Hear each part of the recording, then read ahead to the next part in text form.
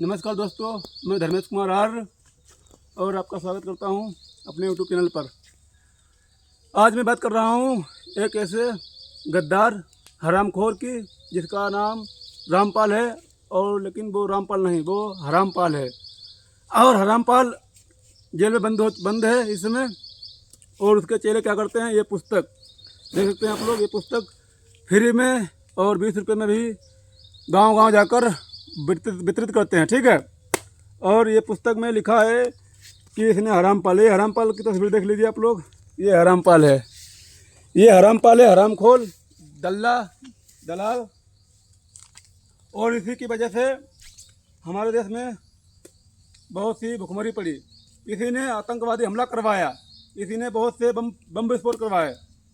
और ये क्या करता था, जो अपना सत्संग लगाता था तो सत्संग में क्या करता था, एक बर्तन था उसमें बैठ जाता था।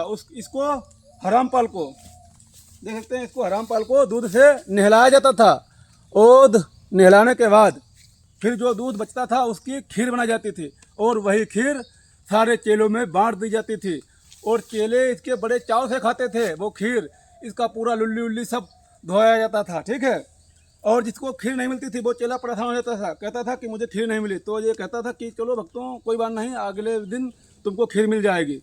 बताओ, इसका पूरा शरीर नग्नवस्था करके धोया जाता था और उसकी खीर बनती थी। क्या ये भगवान बनने के लायक है? ये और ये अपने आप को ब्रह्मा विष्णु मेहर कहता है, तीनों मानता है। ये इस पुस्तक में लिखा है, ज्ञान गंगा। और ये पुस्तक कोई बेकार पुस्तक मैंने वीडियो बनाने के लिए है और कुछ नहीं इसमें। इस पाखंडी है, बहुत ढोंगी है साला, मादर चौथ, हरामखोर, हरामपाल। और ये आप लोगों को गांव गली में इसके चेले पुस्तक देते मिल जाएं तो इसका बहिष्कार करो। हमारे धर्म को, हमारे हिंदू धर्म को बदनाम कर रहा है और इसका पूर्ण बहिष्कार करो। इसको कोई इसी को लेना नहीं है। और अगर ये कुछ बताए तो इसको दो गालियाँ दो, इसको मारो साले को, मादर चौथ को, हरामपाल वाले चेलों को। इनकी सूखी मार दो भौंसड़ी वालों की, और इनकी ऐसी मारो मादर चौथों की कि ये दोबारा गांव मोहल्ले में किताब देने से ना आए, ठीक है। देखो हरामपाल, ये सारा कोनो ब्रह्मा विष्णु महेश की उपाधि धारण करने वाला तुम्हें लग रहा है। ये जेल में बंद है इस समय, और इसी ने और इसको जेल में पहुंचाने का काम आर्य समाज ने किया।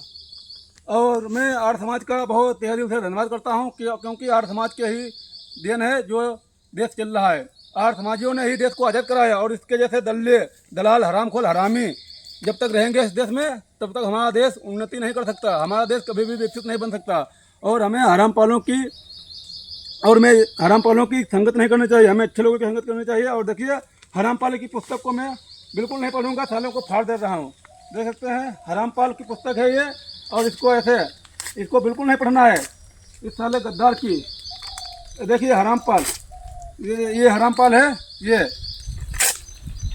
हरामपाल, हरामखोर, दलाल साले। ये यही ढोंगी पाखंडी हमारे देश को बदनाम कर रहे हैं। इनकी पुस्तक को पढ़ना क्या, गीता पढ़ो, रामायण पढ़ो, भागवत पढ़ो। ये पढ़ने वाली कोई पुस्तक है? वेद पढ़ो, उपनिषद पढ़ो। जब तक ऐसे हरामखोर हमारे देश में रहेंगे, जब तक हमारा देश कभी भी उन्नत नहीं कर सकता है। और देश हमारा उन्नत तभी करेगा जब आप लोग साथ देंगे हमारा। और आप लोगों को आर्य समाज का सहयोग करना चाहिए, आर्य समाज का कार्यक्रम अपने देश गांव में करवाना चाहिए।